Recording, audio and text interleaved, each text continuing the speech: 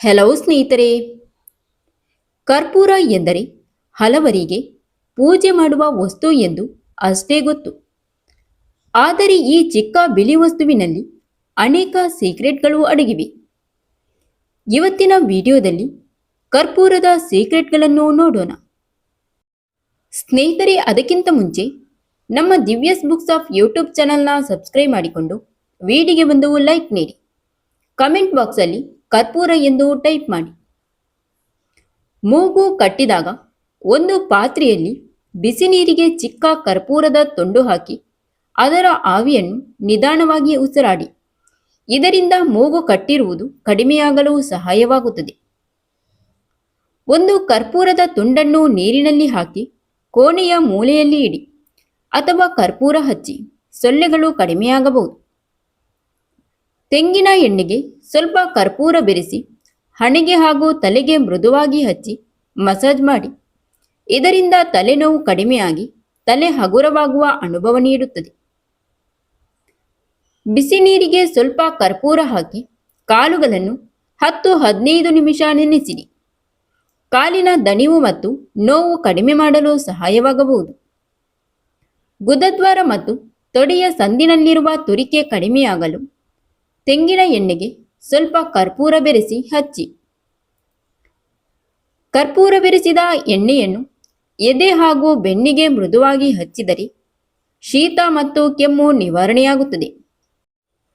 ಅಡುಗೆ ಮನೆಯ ವಾಸನೆ, ಮುಚ್ಚಿದ ಕೋಣೆಯ ವಾಸನೆ ಅಥವಾ ತೇವಾಂಶದ ವಾಸನೆ ಇದ್ದರೆ ಕರ್ಪೂರ ಹಚ್ಚಬಹುದು.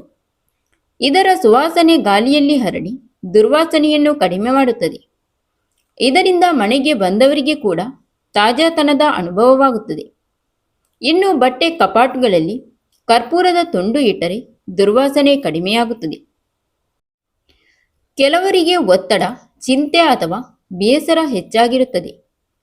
ಅಂತಹ ಸಂದರ್ಭದಲ್ಲಿ ಕರ್ಪೂರದ ಸುವಾಸನೆ ಮನಸ್ಸಿಗೆ ನೆಮ್ಮದಿ ನೀಡಬಹುದು. ಕರ್ಪೂರವನ್ನು ಮೂಗಿನಿಂದ ಮೋಸುತ್ತಿದ್ದರೆ ಒತ್ತಡ ಕಡಿಮೆಯಾಗಿ ಫ್ರೆಶ್ ಫೀಲ್ ಆಗುತ್ತದೆ.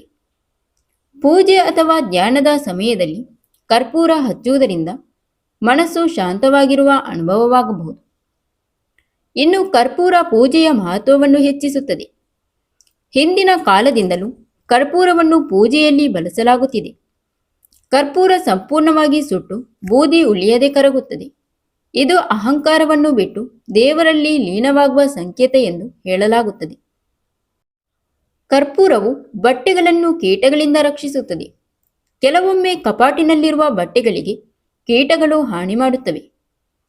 ಕಪಾಟಿನ ಮೂಲೆಯಲ್ಲಿ ಸ್ವಲ್ಪ ಕರ್ಪೂರ ಇಟ್ಟರೆ ಅದರ ವಾಸನೆಯಿಂದ ಕೆಲವು ಕೀಟಗಳು ದೂರ ಇರಬಹುದು. ತೇವಾಂಶದ ವಾಸನೆ ಕಡಿಮೆ ಮಾಡುತ್ತದೆ.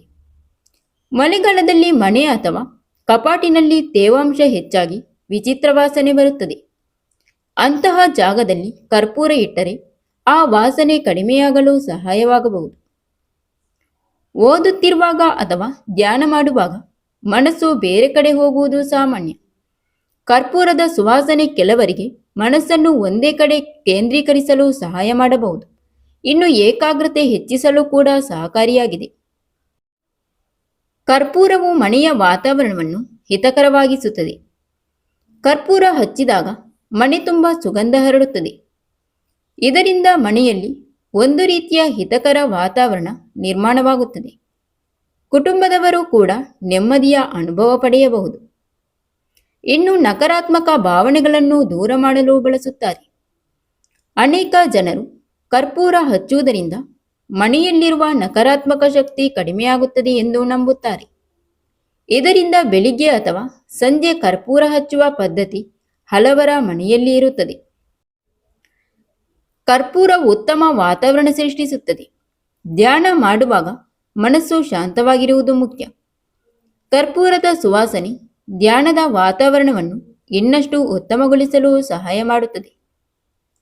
ನಾವು ಪ್ರತಿದಿನ ಬಳಸುವ ಕರ್ಪೂರದಲ್ಲಿ ಎಷ್ಟೊಂದು ಪ್ರಯೋಜನಗಳು ಅಡಗಿವೆ. ಸರಿಯಾದ ರೀತಿಯಲ್ಲಿ ಬಳಸಿದರೆ ನಮಗೆ ತಾಜಾತನ, ಮನಸ್ಸಿಗೆ ನೆಮ್ಮದಿ ಮತ್ತು ಸಕಾರಾತ್ಮಕ ವಾತಾವರಣವನ್ನು ಪಡೆಯಬಹುದು. ಆದ್ದರಿಂದ ಕರ್ಪೂರವನ್ನು ಕೇವಲ ಪೂಜೆಗೆ ಮಾತ್ರವಲ್ಲ, ಮನೆಮದ್ದಿಗಾಗಿ ಕೂಡ ಬಳಸಬಹುದು. Thank you for watching. ಸ್ನೇಹಿತರೆ, ಇಂತಹ ಹೆಲ್ತ್ ಟಿಪ್ಸ್ಗಳಿಗಾಗಿ ನಮ್ಮ ದಿವ್ಯಾಸ್ ಬುಕ್ಸ್ ಆಫ್ ಯೂಟ್ಯೂಬ್ ಚಾನಲ್ನ ಸಬ್ಸ್ಕ್ರೈಬ್ ಮಾಡಿಕೊಳ್ಳಿ.